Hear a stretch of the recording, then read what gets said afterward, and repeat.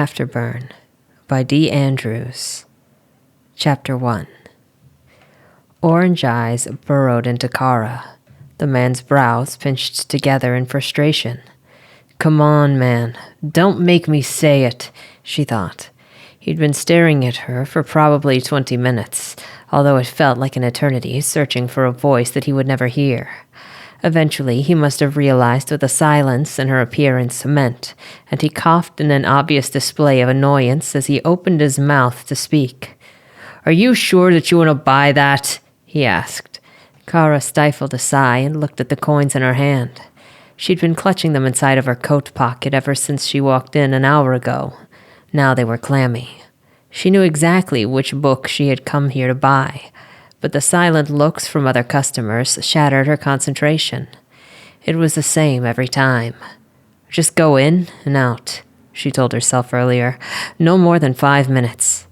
Kara had spent over 30 minutes going back and forth between the shelves, reading the backs of the books and putting them back, then picking them up again.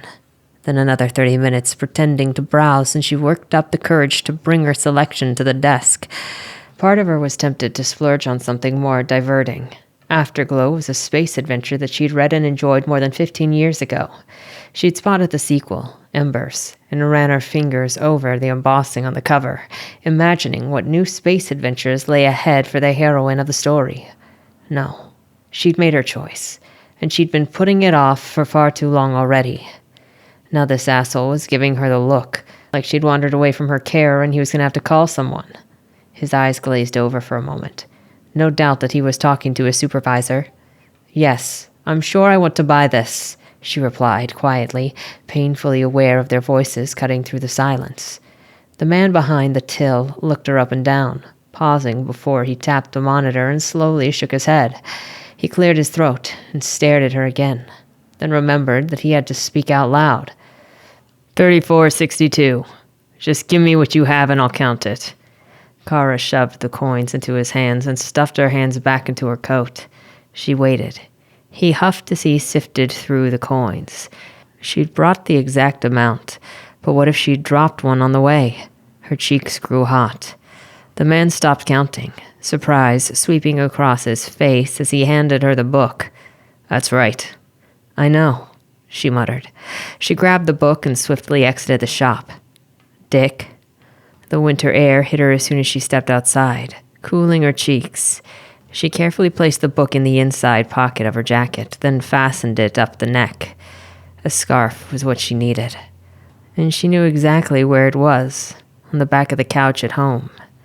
Shivering, she started down the pedestrian promenade, away from the stall selling fresh stim and the overpowering wafts of elberry soap coming from the banquet cosmetic vendor, and onto the street.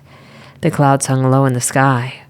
They must have fully descended overnight because the white stone buildings were slick with dew. Thousands of years ago, the walls were bricked and colorful, but time had eroded the bricks away, leaving them bare. It wouldn't be long before Calatip was blanketed in the first snow of the winter. Kara would be warm enough by the time she got home. It was almost an hour's walk. There were other bookshops closer to home, but they didn't have what she wanted, and she didn't want to ask the staff to order them. They always gave her the look. The streets were busier than earlier, and she had to navigate her way around the couples walking together, trying her best to keep her head down. It was rare to see a person walking the city on their own, or a head of hair that wasn't black, which only served to highlight how much Kara stood out with her mop of gray. Sometimes she would sit on a bench somewhere when the weather was warm and watch the couples. They sometimes broke their dead expression and smiled, or, on rare occasion, let out an audible laugh. Kara imagined that they were joking about something, the kinds of things that she and Ka used to laugh about, like the hideous curtains in her kitchen, and she would smile as if the warmth between the anonymous couple was seeping into her. Then she'd stop, the smile would fade from her face, and the silence would creep back. Even with so many bodies, it was still so quiet, so oppressively quiet. Footsteps reverberated through the streets. At least in a few weeks, night would fall earlier, and she could blend into the dark. As she turned the corner, She almost bumped into a wall of soldiers. They were standing at attention behind a gathering of people, hands on their rifles, their swords sheathed at their backs, the black uniforms outlining the throng. This crowd hadn't been there earlier. The air thickened with rumbles of hundreds of people crammed tightly together. Kara gasped at the sudden invasion on her ears. She ducked away from the soldiers before they noticed her, swallowing down the nausea seeing them brought on. The crowd grew more packed as she tried to push her way around the edge. She just needed to get to the Precklin Street, turning up ahead. Nobody moved.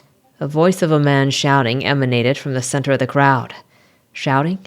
In the street? She paused for a second to look over and saw him standing on a platform gesticulating as he spoke. Failed to do anything about it.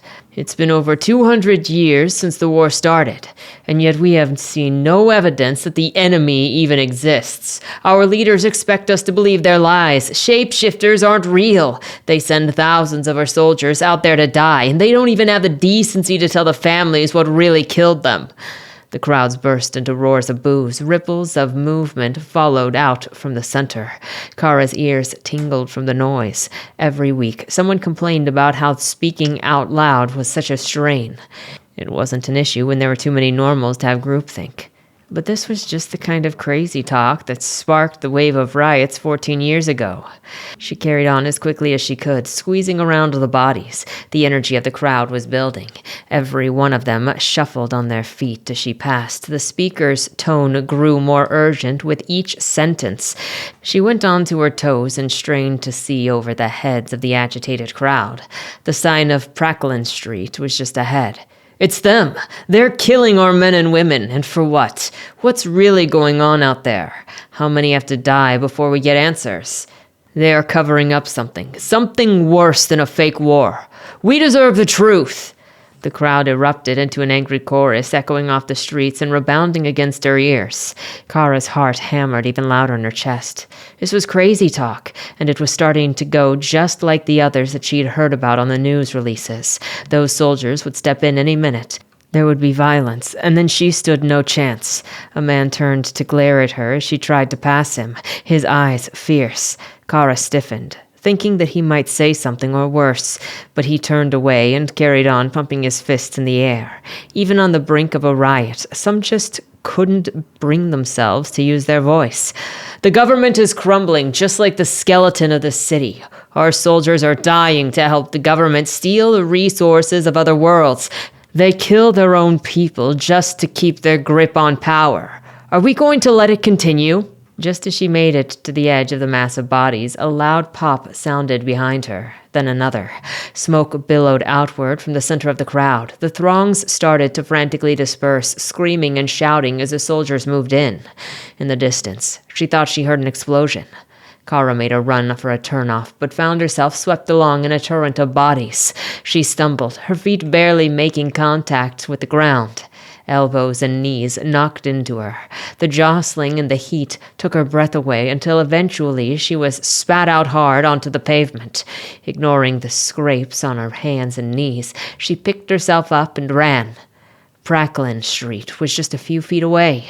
She bolted around the corner and straight into a group of protesters, their faces covered with thick scarves. She swerved but crashed into a tall, burly figure. Arms extended and shoved her into a wall. Searing pain spread across the side of her forehead. She fell to the ground and the pounding of the crowd's footsteps faded. The sounds of the chaos ebbed away, and she started to float, calmly, as if through space. No, not now. Any other time, but now. The floating lasted only a moment, as it always did. The calm before the pain. Jolts of burning electricity searing through her body as she convulsed. She keeled forward, and the spasm drove her head into the pavement. The air forced its way out of her lungs. The light around her faded, and she slipped into unconsciousness. A distant and familiar voice whispered inside of her mind. Hold on. Pain wrapped around Kara's head, down her neck and through her limbs. Her skull was too small for her brain. She managed to peel open her eyes as she slowly sat up and winced instinctively, pressing her hand to her head. Her hand felt like a block of ice. As her eyes focused on the few specks of snow drifting to the city floor, she became aware that it was dark, that she was lying on the ground, and that a man crouched in front of her. "What are you doing laying in the street?" He spoke out loud, which meant that he'd already figured out what she was. Kara noticed his gun glinting against the streetlight before she noticed his uniform. I got caught in the crowd," she croaked. The soldier, a young man with skin as pale as the falling snow and a typical cropped military haircut, shook his head, sighed loudly, and pulled her to her feet. The motion sent her head spinning, and she held to the wall with one hand whilst cradling her head with the other. A patch of something wet had stuck her hair to her face. "You were one of the rioters?" "No," she stammered, her teeth chattering. Her body shook, sending ripples of pain through her head. What time was it? If it was dark already, then it must have meant that she had been lying there for hours, all day, and nobody noticed or cared. "Then what were you doing here?" The soldier reminded her of Kay, with his relaxed posture yet serious tone, only the soldier was shorter and his black hair was slicked back away from his face. Kay never did that. "The bookshop on the promenade," she said. He laughed as he adjusted his coat. A thick black coat that looked like it might be too warm, even with the snowy weather. "Don't lie to me, Nonner," he said, leaning in close to her face. Nonner. The word brought with it 1,000 memories, each of them painful. She'd met others like her when she was younger, some of them with different conditions, all of them blue or green-eyed. The paler the eye, the more severe the defect in the brain. That was how it went. Hers weren't pale. They shone, signaling the world around her that she was not like everyone else. Now that she was an adult, she never saw any nonners her age. Most didn't make it past adolescence. Trembling, she reached inside her coat. The soldier took a step back and drew his gun and pointed it at her head. She froze. It's just a book." "Slowly," he said, eyeing her as he kept his gun aimed. Trying desperately not to drop it, Kara retrieved the book and handed it to him. He took it and turned it so that he could look at it in the streetlight. The light was dim but hurt like a harpoon straight through her eyes. She kept them focused on the ground and wrapped her arms around herself. "Huh, you bought this book? Read the title then." He replaced his gun in the holster around his waist and took a step toward her again, pointing at the creased cover with his gloved finger. The air was so cold. She struggled to catch her breath, but she managed to inhale enough to muster a reply. "The peculiarities of a Therian brain." "How do you know how to read?" he asked after a long pause. Kara's arms and legs grew heavy and stiff. Her bottom lip tried to quiver. Don't cry. Do not cry. "A friend taught me. Kay taught me." That was what she wanted to say. "And he was a better man than you." The soldier stared at her, his mouth open and his dark eyes pinched together. He handed her the book, not breaking his scrutiny. Kara shoved it into the inner pocket, keeping her head bowed. "You're pretty for a nonner, too," he said. "Shame." "Yeah, it's a shame. Please let me go." "On your way," he said as he stepped back and straightened his posture. Kara didn't give him another look. She spun around and marched down Pracklin Street as fast as she could without breaking into a sprint. The end of the street seemed to grow farther away with each step. Her heart pounded in time with the drumming of the footsteps on the pavement. As she made it to the end of the street, she looked back before turning down the next one.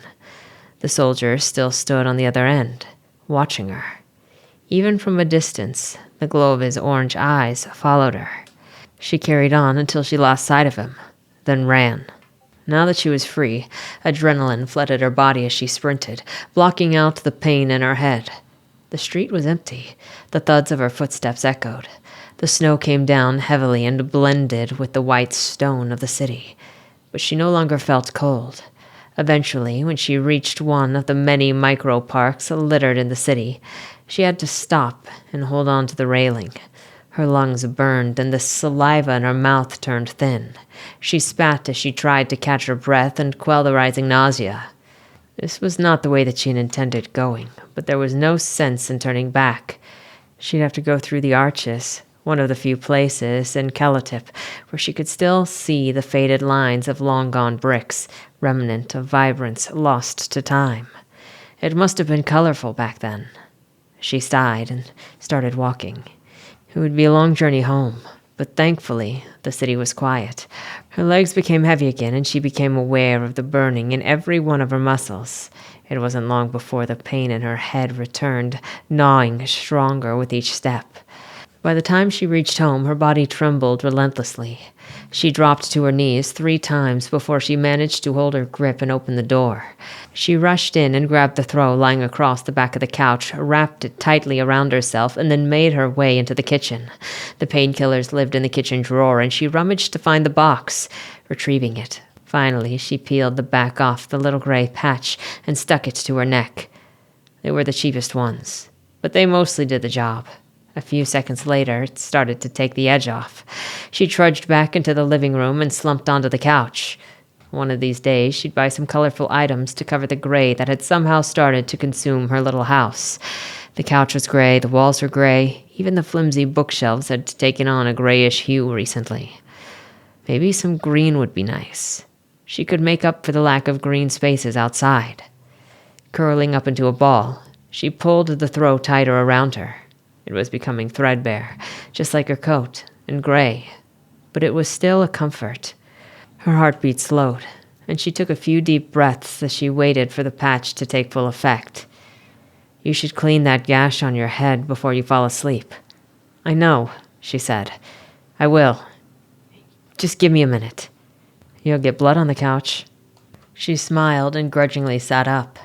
Her head throbbed, but it was starting to improve. With a groan, she mustered the energy to reach over and switch on the lamp. Even after all this time, part of her still expected to see him sitting on the couch, smiling at her. He would have helped her clean the wound and told her that everything would be okay. He would have made her some tea and waited until she was going to bed before leaving. But the room was empty. Caithid had already been dead a year when she started talking to him. At first, she tried not to think about him. She'd done that since the moment the old man told her that he was dead. The old man had told her not to speak to him, not to think about him, or they'd be locked up for the rest of her miserable non-her life. Every time her thoughts wandered back to him, her skin itched. Shortly after the first anniversary of his death, she relaxed a little. Nobody could read anyway, so why did it matter? She allowed herself to relive those memories, the moment that she reopened her door to find him standing there, back from 10 years off-world in the war, looking at her like he was going to burst into tears. She wanted to hug him and cry, but he'd been so angry before he left, and he didn't want to be touched, ever. So she just laughed, and he'd laughed, and they just stared at each other, laughing for the longest time. Or, when they'd finished moving all of the boxes of her possessions into this old tiny house, they sat on the floor, drinking stims and mocking the hideous curtains the previous owner had left, blue with dirty yellow sunbeams. Piss streams, more like it, she joked. Or, the last time she saw him, "We're connected at the soul," he said. The way he looked at her. What did it mean? The look. From there, it progressed into imagining conversations they never had. She imagined them both in mundane situations, idly chatting about nothing. He'd tell her that he was getting another promotion, or she'd tell him about something she saw on the way to work. And she'd sometimes imagine his arms around her, his fingers dancing over her hair, touching her skin. How soft his lips would be, how warm his body. But she pushed those thoughts to the side, embarrassed as if he'd find out from beyond the grave. It was only at night in bed when those thoughts crept their way back in. Eventually, she would just talk to him out loud, as if he were there in the room with her. "Rila was such a bitch today. It's not what she says, it's the way she says it. I think you'd enjoy this one. No space adventure or any excitement. There was another riot in Shudar this time," and so on. Then, one day, she was grumbling about the way Rila constantly complained about having a sore throat, and he replied. It wasn't like she remembered his voice. She heard it, clear and sharp, as if he was standing in front of her. "Forget her. She's a boring idiot." Kara bolted up and frantically inspected the house, thinking someone had broken in. But the door was locked and the windows were closed. She was alone. She panicked then, thinking someone from the government knew that she'd been thinking about him. They'd figured out how to secretly monitor her thoughts. But eventually, she shrugged it off. Nobody could read Nonners. The only logical explanation was she was imagining it. Maybe it was her mind's way of coping. Maybe she was slowly losing it. She vaguely remembered someone telling her as a child that hearing voices was one of the last symptoms of aegis lysencephaly, to show itself before death. But it wasn't voices, just his voice. If death was coming, Kara would welcome it. Maybe then they'd be reunited. In the meantime, she just relished his voice. Things didn't seem as bad when they spoke. The hollow in her chest didn't feel quite so unbearable. Her skin stopped itching. For a few moments, she wasn't alone. Kara sighed and retrieved her new book from the inside of her pocket. The cover was folded over straight down in the middle. It must have happened when she fell. She tried to smooth it out with her fingers, then laid it down flat. Her eyes crept out over the nearest books on the shelf, the Space Adventure, Afterglow. On the inside cover, Kay's writing remained as clear as the day that he gave the book to her. It was a running joke between them. They'd write a single sentence inside of the cover that would semi-spoil it for the other. Turns out that the Space Adventure wasn't everything she hoped for. Kara resisted the temptation to run her fingers over the words, then placed the book on the top of her new one. Maybe it would smooth out the crease. Shivering, she hobbled up the gray, shallow stairs and into her bedroom. She switched on the tiny heater and sat down on the edge of the bed, waiting for the room to heat up. The house wasn't connected to the centralized heating system.